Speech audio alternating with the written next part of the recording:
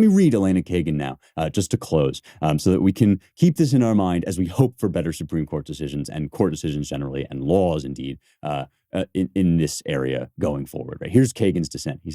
She says, members of Congress often don't know enough and know they don't know enough to regulate sensibly on an issue. Of course, members can and do provide overall direction, but then they rely, as all of us rely in our daily lives, on people with greater expertise and experience.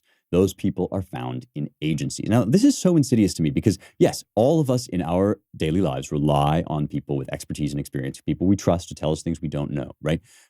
But if we are free people, right, what do we do with that? We hear, we listen, we decide between a number of different opinions, many of them expert, right? And then we make our own choices, because even though we're not the experts, we are the sovereigns. We are free. We are sovereign in our own lives, right? And so, yes, of course, like Congress should have agencies that can deliver information to them so that they can legislate, because they have the sovereignty that was given to them by the people to do so, right? They have that measure of our sovereignty, and no one else has it. And so, yes, they should listen to experts. They should try to figure out information that they don't themselves know, but it's up to them to make the decisions, right? And so it does. And here's Kagan again, right? It listens to these experts, especially, though by no means exclusively, when an issue has a scientific or technical dimension. Science, capital S, science. Remember how well that worked out for us? Remember how it never changed during COVID? Science. Why wouldn't Congress instruct EPA, says Kagan, to select the best system of emission reduction rather than try to choose that system itself? Congress knows that systems of emission reduction lie not in its own, but in EPA's unique expertise.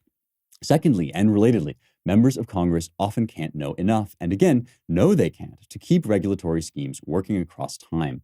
Congress can't usually predict the future, can't anticipate changing circumstances and the way they will affect varied regulatory techniques.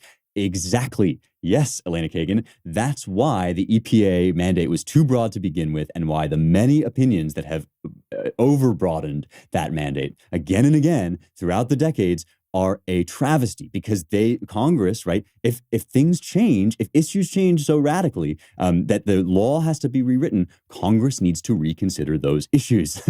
That's how it's supposed to work. And yes, there is inefficiency built into the system. And yes, there is compromise. And yes, people you don't like are going to get to have a say. People who don't look like you, people who don't act like you, people who don't talk like you or think like you, people who live in rural areas and believe in Jesus and do sorts of things like pray on football fields.